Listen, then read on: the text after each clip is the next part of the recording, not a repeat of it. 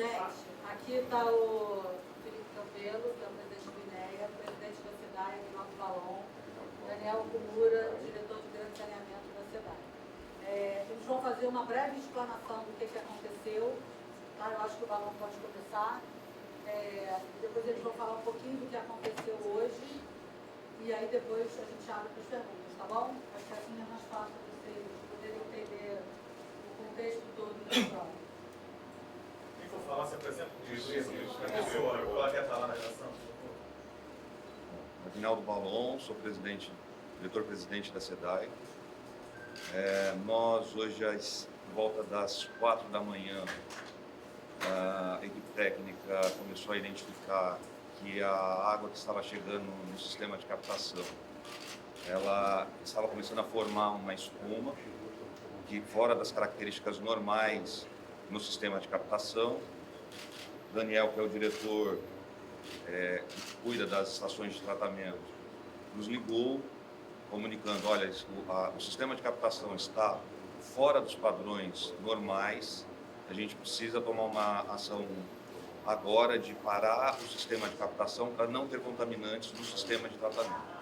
Então, por volta das 5h30 da manhã, nós decidimos suspender a captação do sistema, interrompendo o tratamento, para identificar quais são as causas daquela espuma e daquelas características que estão dadas na captação, diferente do que normalmente se observa na captação. Então, feito o informe... Só o nome, por favor. Daniel Kumura, sou diretor... Daniel? O Kumura. Desculpa te interromper. Quando você chega um pouquinho mais para frente, eu perdão. Que é o Kumura com K. Com K, isso. Bonito. Aguinaldo. Aguinaldo Valon. G-U-I. L-L-O. L-L-O-N.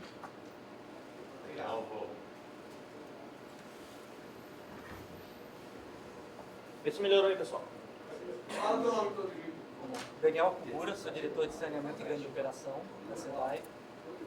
Somos responsáveis pelo sistema de produção do macrosistema, seja ele o sistema Guandu, Laranjal, Minuna Laranjal e sistema CAI.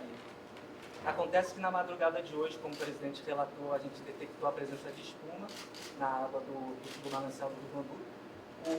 Um manancial para captação para tratamento convencional não deve possuir no seu corpo a espuma, ela tem que ser virtualmente ausente, então isso já é um fator para a gente interromper a captação e realizar os procedimentos de contingência da estação.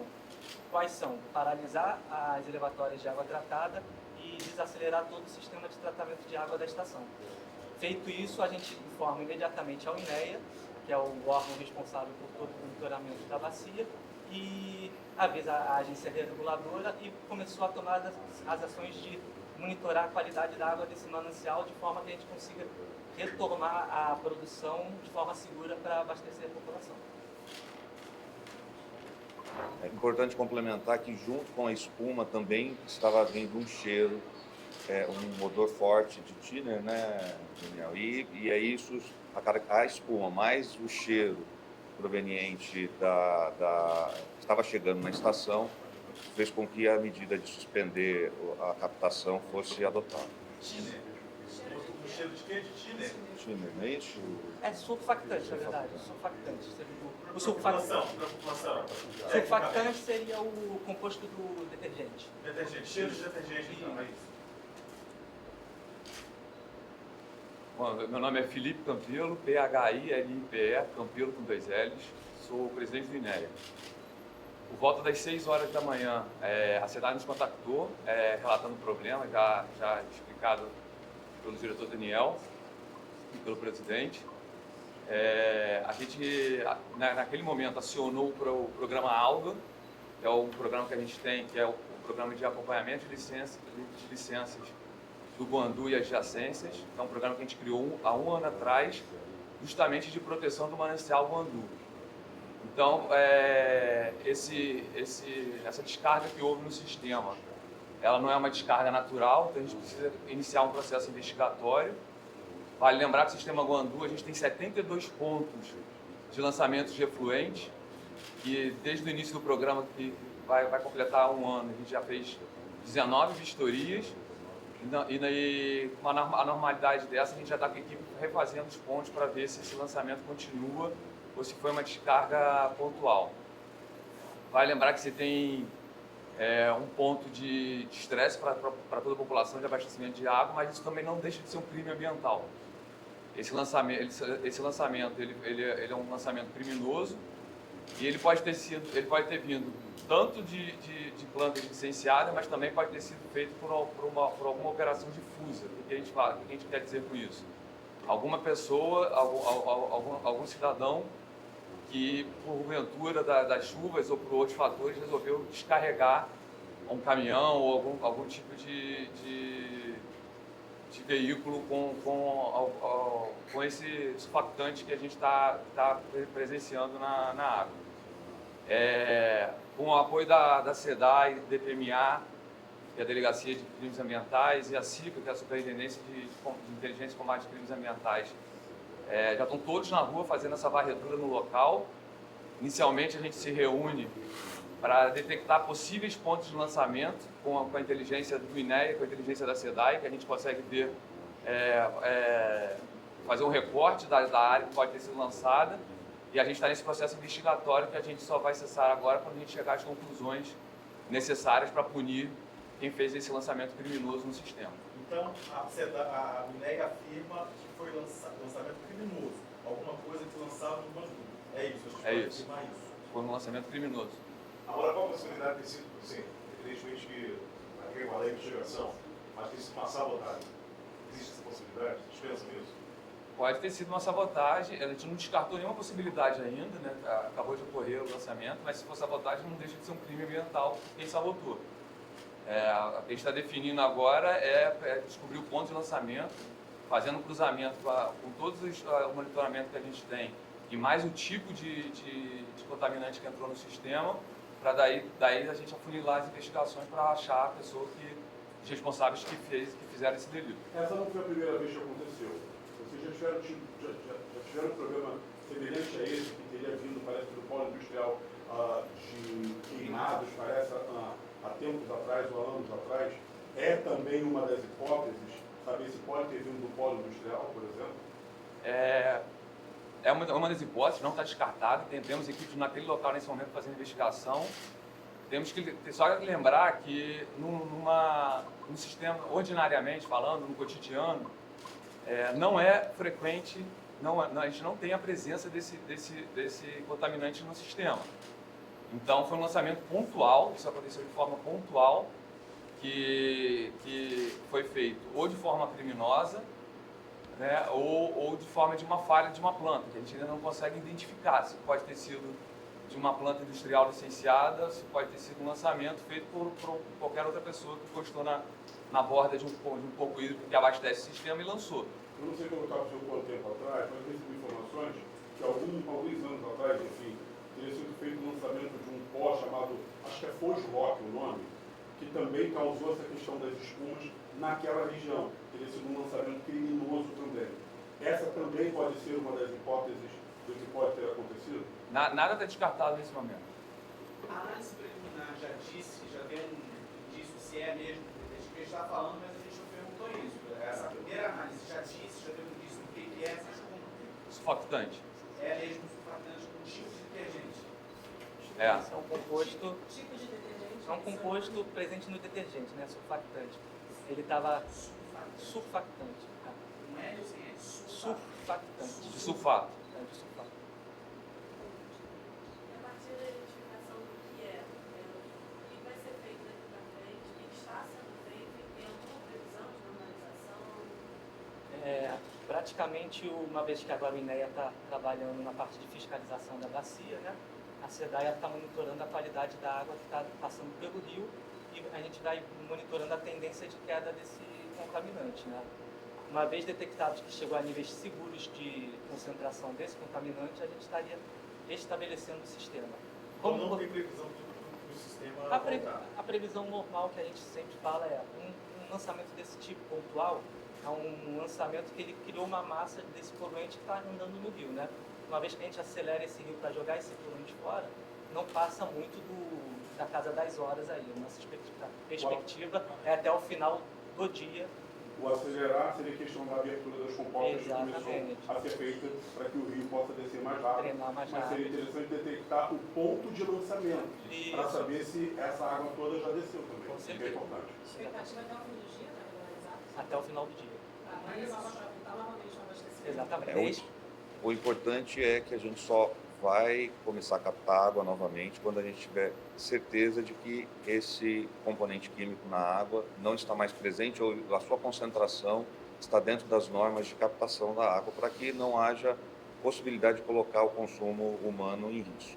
E essa espuma é no Rio Bangu ou é no manancial aqui interno? Não, Não, no Rio. No Bangu. Para a população entender por que essa medida foi tomada, o que esse sulfatante causa na saúde? O surfactante é uma substância que ela não tem que estar presente numa água para consumo, em determinadas concentrações, né?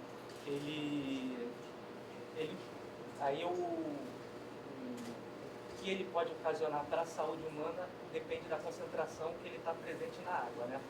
E a portaria de potabilidade exige que esteja no limite de 0,5 miligramas por litro para não fazer mal à saúde. Por levantamento de vocês, quantas pessoas estão sem abastecimento desse momento? Em torno de 13 milhões de pessoas, que é o que o sistema Bangu Não abastece. era 11? Não, 13 minutos. 13 milhões. Só mais uma pergunta. Além da questão da espuma, o que deu para perceber... Peraí, Não, são são 13. 13 ou são 11? São 13 milhões de pessoas. 11? Como é que são 11 ou 13? 11 ou 13, gente? Bota 11 então, que é o... 11 milhões. Porque vai ser falaram 13 É, para mim, 13 milhões é o nosso investimento. É porque é o sistema Bangu junto com... É o sistema que a SEDAI hoje produz água, né? Só um detalhe, além da espuma, lá naquele ponto onde você é o principal ponto de captação, deu para perceber que começou a vir uma água mais turva, mais escura, como se fosse uma água de esgoto, algo do gênero. As pessoas que estavam lá poderiam falar com a abertura da comporta, poderia ter revirado o fundo, ou que isso poderia ser alguma coisa vindo do mesmo ponto de onde essa coisa da espuma foi lançada. Vocês já conseguiram saber alguma coisa disso também? Dessa água escura que começou a vir e que estava indo justamente em direção ao ponto de captação? Isso é um procedimento quando a gente faz a operação da comporta, ele naturalmente drena aquela lagoa que ainda recebe alguma contribuição de esgoto, né? E esse líquido escuro é o esgoto que está presente ali no sistema lagunar. Quando é drenado, ele vem fazendo o caminho da água até sair a jusante da comporta.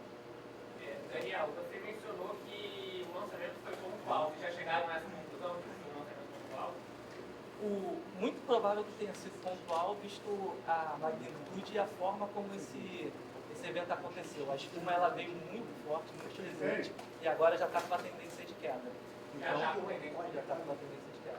Então você vê que é uma onda que passou, agora a gente só tem que verificar se de fato ainda continua o lançamento ou não. Muito provável que não continue. Quando você faz imagens aéreas ali do local, do drone, o que a gente consegue perceber é que parece que é alguma coisa como se fosse um óleo.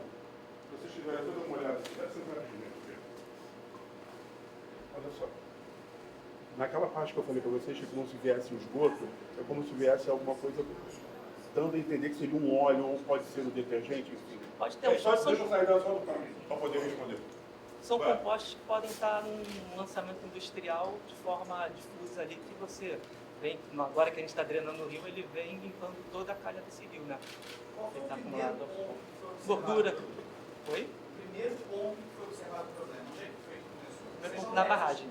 Na barragem principal da nossa captação. E fica em que altura isso? Fica aqui a 3 km de distância da estação. Na verdade, é aquele ponto onde a água passa pela barragem, ela começa a mexer, formou a espuma, porque antes a gente não viu a formação da espuma. Exatamente. É, Ela você precisa de fala pouco. também da chuva, né? Porque a chuva também traz essa água mais E escura. só um detalhe, Exatamente. tem aqueles pontos de respiro, parece que onde tem a captação da água, em alguns daqueles postes, não sei se o nome é poste, enfim, mas pontos de respiro como se fossem postes, por ali também subiu aquela espuma e que deu para ficar no entorno ali, onde vocês também detectaram. Detectamos também. Esse é todo o processo de captação da água bruta. Ainda não chegou à parte de tratamento, né? Então, essa parte, por ter passado água, ela gera espuma também. Qualquer ponto de turbilhamento gera espuma. Essa espuma também foi constatada em um dos 3 rios que acabam desaguando também no Bangu? Não, porque os rios eles têm um escoamento lento, que a gente fala, né? É um escoamento laminar e não tem quedas d'água, não tem nada ao longo do seu comprimento que provocaria espuma. O único ponto que tem de irregularidade é a nossa barragem, que quando a água passa por cima, ela faz aquele turbilhonamento e gera A redução do surfactante que você encontraram na primeira análise. 0,6 mg por litro. Então está acima do recomendado. Ô, Felipe, vocês acham que identificam os envolvidos em quanto tempo? Vai depender muito da resposta de campo hoje. A gente já fez um reporte, a gente já sabe, por exemplo, vocês perguntaram dos riscos contribuintes, a gente já descartou a possibilidade de 2 corpos hídricos de não ter sido ali, então a gente já está fechando a investigação, então provavelmente ao longo dessa semana a gente já vai ter um reporte preciso de alguma área que foi lançada. Aí depois a gente vem para uma segunda etapa da investigação. Se pode ter sido material oriundo de alguma planta existente, licenciada, área operacional, né? Caso só para vocês entenderem, pela legislação, quando você tem uma falha operacional de uma planta, que todo mundo está sujeito a erro, ela deveria contar. O que é uma planta licenciada? Como é que eu posso entender? É uma indústria, ou um comércio, ou alguma atividade que seja sujeita a licenciamento ambiental. Então, quando ela tem alguma inconformidade ambiental, ela tem que avisar imediatamente ao órgão ambiental para que ele tome as medidas. Então, a partir do momento que a gente estava passando essa situação, não foi informado ao órgão, por mais que seja uma área licenciada, ela já está ocorrendo numa dupla inconformidade. A inconformidade do lançamento e a inconformidade de não ter avisado ao órgão ambiental para que ele tomasse as medidas necessárias.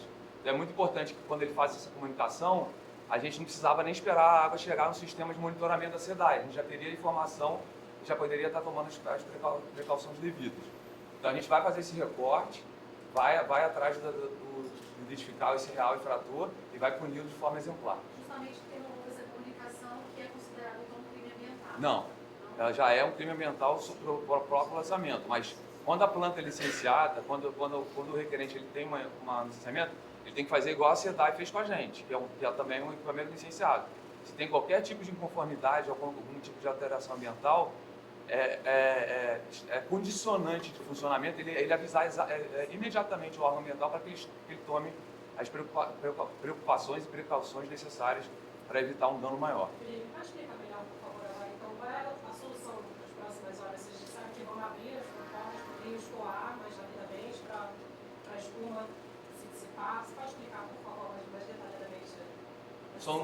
São duas atitudes. É uma atitude que cabe à SEDAI, que é a questão do tratamento, de abrir os comportes, fazer o monitoramento do surfactante para quando ele tiver já passado, voltar à captação e retomar, e aí eu acho que a SEDAI vai explicar melhor. Qual é o procedimento do INEA, da SICA, DPMA, com o apoio da SEDAI, na questão da fiscalização? É identificar se isso... Primeiro, confirmar que isso é um lançamento pontual, que cessou já o lançamento de efluentes para dentro do sistema, para que, como o Daniel falou, passe pelo sistema e a gente possa reabastecer a ETA e as comunidades que estão desabastecidas.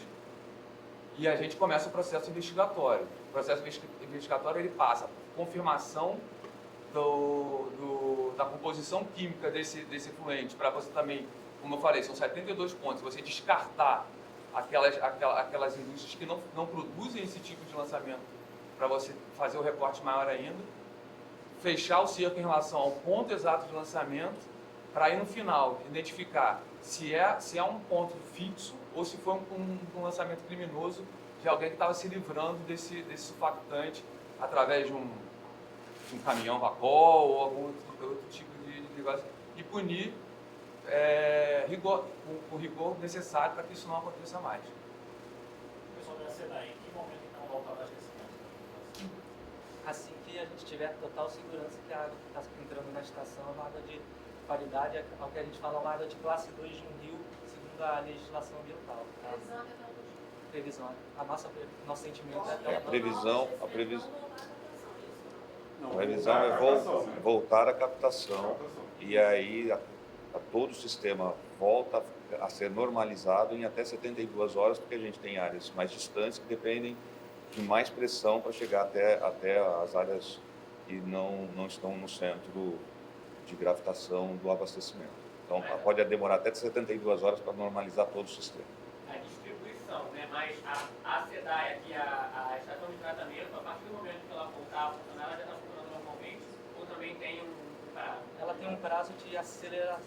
a gente acelera a estação, que a gente vai botando ela em carga aos poucos até que ela chegue na plenitude da produção dela.